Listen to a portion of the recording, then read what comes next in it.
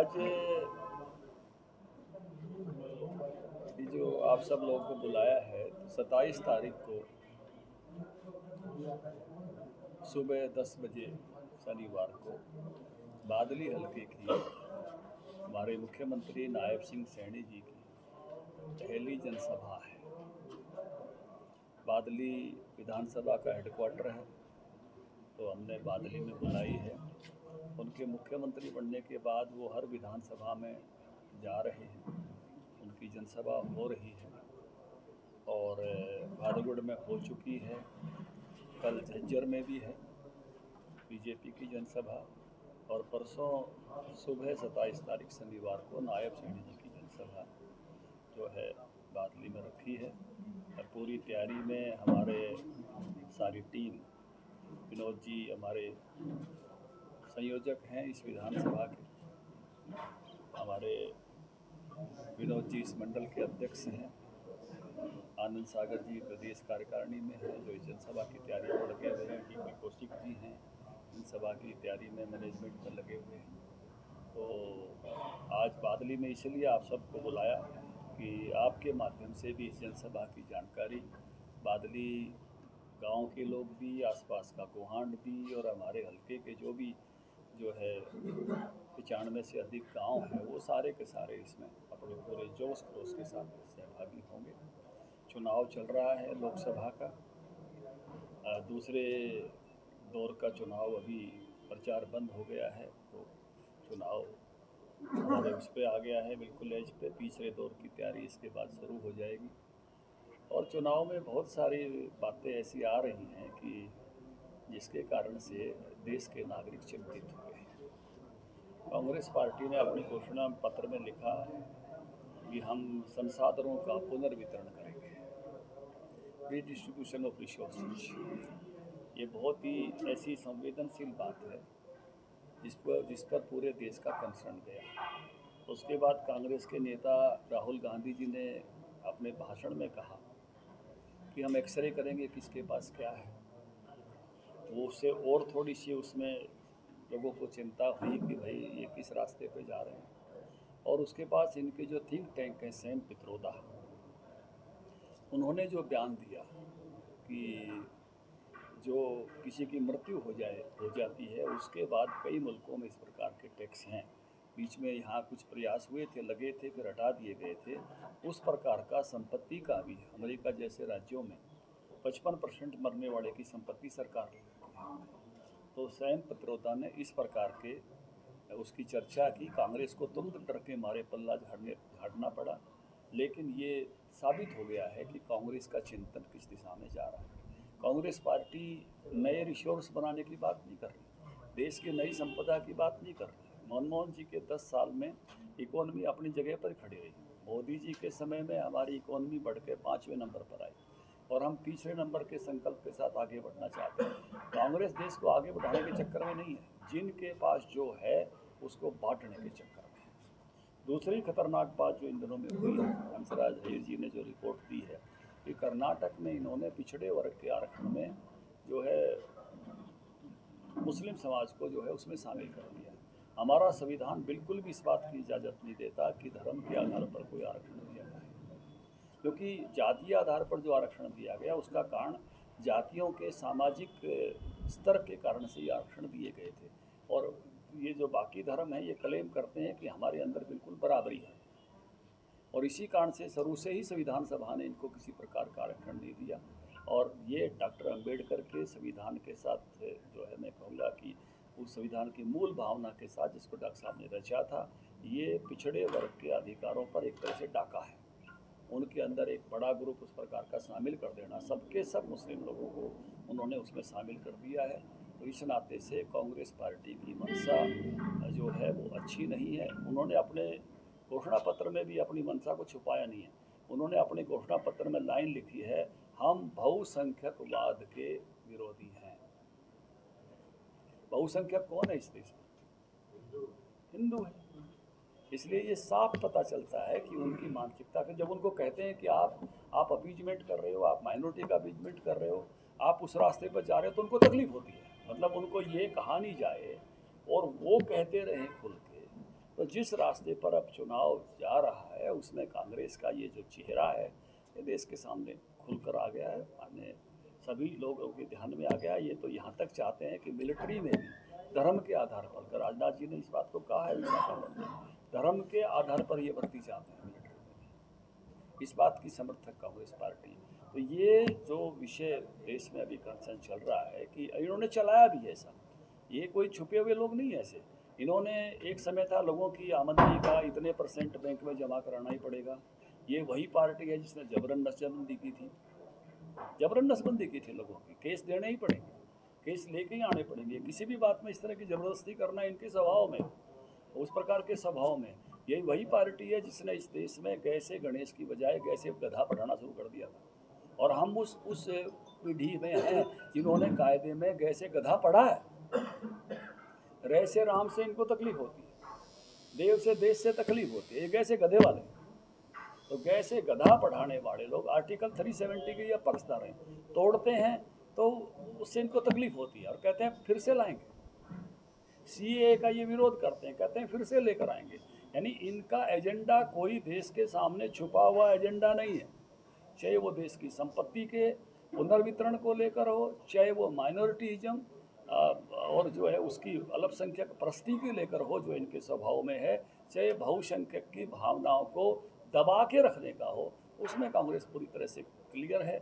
और उसी नाते से देश के सभी लोगों को जो कम से कम जो सारे देश को साथ लेकर चलने की बात सोचते हैं, उसमें चिंता होती है सबको कि किस प्रकार के विभाजनकारी और किस प्रकार से आम आदमी को तकलीफ देने वाले रास्तों पर के घोषणा पत्र के माध्यम से कांग्रेस पार्टी चुनाव में आई हुई है।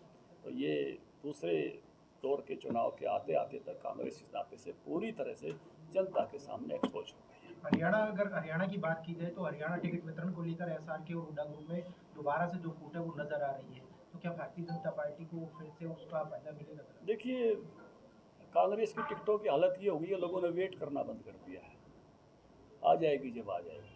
ये तो लोग शुरू में एक बार किसी भी पार्टी की टिकट बढ़ती है तो जिज्ञासा होती है, वो जिज्ञासा जैसे इनका संगठन नहीं बढ़ा ना, संगठन की भी जिज्ञासा करते करते करते करते लोगों ने आखिर छोड़ दे दिया। तो ये अभी उसी रास्ते पर इनकी टिकटों की स्थिति है। और जितनी इस प्रकार की स्थिति जिस पार्टी की हो जाए, डिसीजन मेकिंग में इसकी इतनी सिरफुटेबल हो, डिसीजन मेकिंग में जिसमें इतनी कठिनाइयाँ हों, उस पार्टी के बारे में क्या कहा जा सकता है कि वो अपने डिसीजन मेकिंग। लीडरशिप क्या होता है? लीडरशिप वो होती है जो डिसीजन करती है, लीडरशिप वो होती है जो पहल करती है, लीडरशिप वो होती है जिसके पास कोई विजन होता है। ना कांग्रेस के पास कोई विजन है, कन्फ्यूजन ही कन्फ्यूजन है।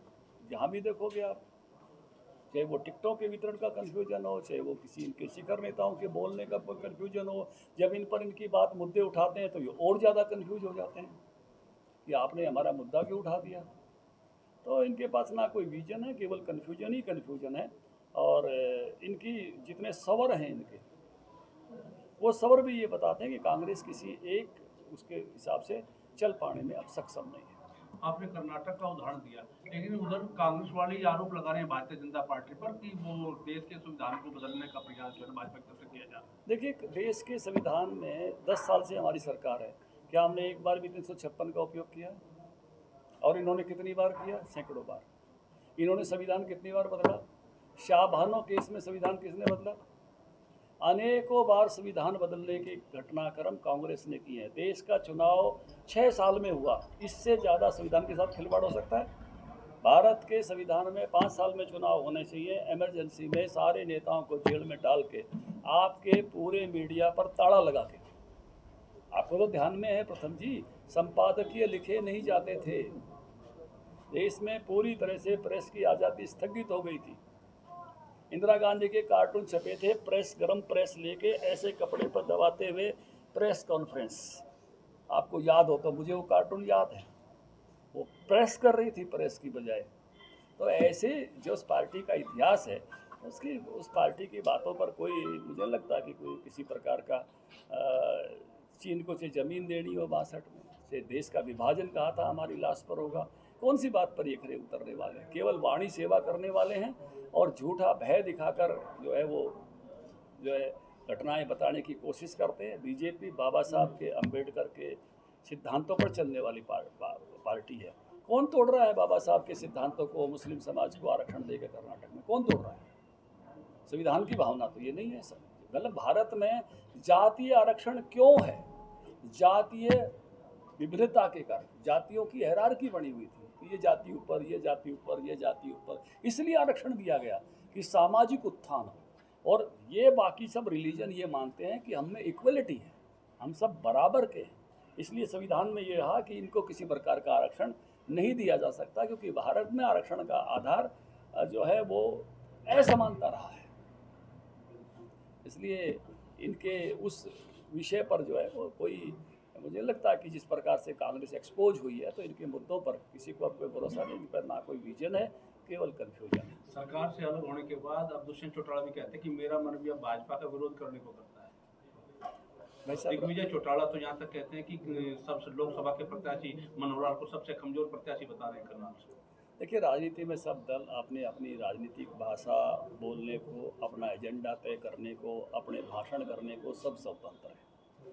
जब गठबंधन होता है तो दल गठबंधन का धर्म निभाते हैं, जब गठबंधन में नहीं रहते तो अपनी अपनी राजनीति खोजते हैं। अब वो राजनीति यहाँ मिलेगी कहाँ मिलेगी, उसका सबका अपना अपना वो चलता रहता है। कभी अब मुझे नहीं कहना चाहिए, फिर भी ये चला हुआ है कि चाचे ताऊ इकट्ठे हो जाएं। अब चाचा कह रहा है कि यहाँ तो जगह नहीं है। नायब सिंह सैनी ने जो बयान दिया है कि अगर भ्रष्टाचार अगर होगा तो हम लोग मामला दर्ज करेंगे, उसको किस तरह से? देखिए, सरकार सभी के बारे में, किसी को पर्टिकुलर कहने की जरूरत नहीं, मैं पर्टिकुलर कह भी नहीं रहा हूँ। सरकार सामान्यतः भ्रष्टाचार के मामलों में बीजेपी की सरकार ने काफ़ी कठोरता के साथ काम करने का प्रयास किया है। 100% चीज़ें पहुँचने में अपना एक समय लगता है, लेकिन फिर भी ये कह सकते हैं, आप भी सब कह सकते हैं कि करप्शन के मामलों में बाकी सरकारों की तुलना में भारतीय जनता पार्टी की सरकार ने मजबूती के साथ काम करने का काम किया। और अपने जिसको साथ रहते हुए भी, मतलब सरकार के अंदर रहते हुए, देखिए दो दृष्टिकोण हो सकते हैं। एक होता है चीज़ों को छुपाना, एक होता है कार्रवाई करना। क्योंकि सरकार में लाखों लोग काम करते हैं, कोई 4-5 ऊपर के लोग काम करते हैं, 5-10 ऐसा नहीं। सरकार की हायरार्की होती है, 7 लेवल की हायरार्की होती है। तो जिस भी लेवल पर करप्शन ध्यान में आया, उस करप्शन का कार्रवाई हुई है। इसलिए नायब जी का कमिटमेंट उस प्रकार का कमिटमेंट है, और इसलिए किसी पर भी कोई विषय है, कोई बात आती है, तो निश्चित रूप से सरकार उस प्रकार से कार्रवाई करती है। पिछले चुनाव में बादली हल्के से लोकसभा जाके जो है अपने विकास कार्यों की जो है वोट मांग रहे हैं। दीपेंद्र हुड्डा ये कह रहा है कि जनता के बीच में हम वोट मांग रहे हैं, तो अपने विकास कार्यों को देखिए, दीपेंद्र हुड्डा जी ने जो विकास कार्य किए थे यहाँ झज्जर में, वो तो सबके सामने मिट्टी मिट्टी पड़ी हुई थी। 10 सालों में उनकी सरकार केएमपी नहीं बना पाई थी। एनसीआई का ठीक है कि विचार उनका था, लेकिन भूमि पूजन भी हमने किया आप लोगों की हाजिरी में, और उद्घाटन भी हमने किया। बादली को सब डिवीज़न, तहसील जो है और ब्लॉक हमने बनाया। हुड्डा साहब तो इधर देखते भी नहीं थे, ये बादली सारी यहाँ बैठी है। हमारे हल्के में तो पटवारी और ग्राम सचिव से ऊपर अधिकारी नहीं था। हमारा माचरोली भी हमने बनाया, हम अपना कुलाना में कॉलेज लेकर आए। मतलब हमारे यहाँ तो ऐसी स्थिति थी कि हमारे यहाँ तो रोया रोया है, और उसके कारण से इन 5 वर्षों में हमारा नुकसान हुआ है। नहीं तो और 200-400 करोड़ रुपए हमारे हल्के में लग जाते, मेरा बदला ले लो, और फिर जाके राज्यसभा में बैठ गया, और राज्यसभा में वही ठाठ रहे, नुकसान हमारे हल्के का हो गया। तो यहाँ तो ये यार भाई, एक बात मैं तो बार बार कहता हूँ, कोई अगर नौजवान आदमी ब्याह खातर रोए तो क्या माना जाएगा, कुड़बे खातर या खुद खातर? सीधा सा सवाल है। हरियाणवी आदमी इसको समझते हैं। कभी हल्के के लोगों के लिए दुख जताया, कभी हल्के के विकास के लिए तकलीफ कोई मानी ना? खुद के लिए, खुद से भी बाहर देखो, लोगों की देखो, लोगों की सुनो, तकलीफ क्या इलाके में हुई है, उसके विकास का कहीं ना कहीं हिस्सेदार बनना चाहिए था। उसकी हिस्सेदारी मुझे तो कोई इस टिकट में दिखाई नहीं दी। उनका अपना वक्त था, उसमें भी सांपला में भी एसडीएम ने बैठाया था उनके हल्के में। मैं आपके मीडिया में कह रहा हूँ, जवाब दो ना। सांपला में एसडीएम बैठाने का काम ओम प्रकाश धनखड़ सरकार में थे जब हमने किया, और ये करके किया, भाई हमारा इलाका है। उन्होंने सांपला में भी एसडीएम नहीं बैठाया। तो जो चीज़ें, जो काम हमने इस इलाके में किए, चाहे वो हमने यूनिवर्सिटी लाने का, विजिलेंस सेंटर लाने का काम किया हो, चाहे फ्लावर्स का अपना जो एक्सीलेंसी सेंटर लाने का काम किया हो। बादली पूरी यहीं बैठी है साहब, आप एक बार कैमरा घुमा के और लोगों से पूछो, कि उन्होंने उनके काम यहाँ पर इस हल्के के लिए उन्होंने एक काम जरूर किया था, वो आपको पता है, वो बादली जाड़े बता देंगे। बादली हल्के के लोगों को जो है भूमिहीन करने का काम किया था, वो काम किया था और कुछ काम नहीं किया। यहाँ तो इन्होंने केवल यूज किया चीज़ों को, यहाँ के लोगों को भूमिहीन करने का काम उन्होंने जरूर किया। पिछले लोकसभा चुनाव में बादली हल्के से कोई खास अच्छी स्थिति भाजपा की नहीं थी, इस बार क्या देखते हैं? बादली में से 50,000 वोट हमने लिए थे, कांग्रेस को से 5-6 हज़ार वोट हम और इधर ले लेते तो वो हम उनसे ऊपर होते, और इस बार हम वो लेंगे, इसी कमिटमेंट के साथ हम चले हुए हैं कि इस बार बादली में हम जो है उनसे ज़्यादा वोट लें। बादली का कार्यकर्ता पूरे डट कर कस कर। नेताओं का विरोध हो रहा है सर, उनको लेकर क्या? चुनाव का पर्व है, कुछ लोग पक्ष में भी आएंगे, जय जयकार भी होगी, कुछ लोग सवाल भी पूछेंगे, यही लोकतंत्र के पर्व का आनंद है। आपने बादली के विकास की बात की सर, बादली का जो बस स्टैंड है आज भी ऐसा कैसे है? बादली का बस स्टैंड शानदार बस स्टैंड, तो ये होते ही सारी मंजूरी हुई है। जो ही लोकसभा चुनाव की आचार संहिता खत्म होगी, सबसे पहला काम वही करेंगे। ठीक है।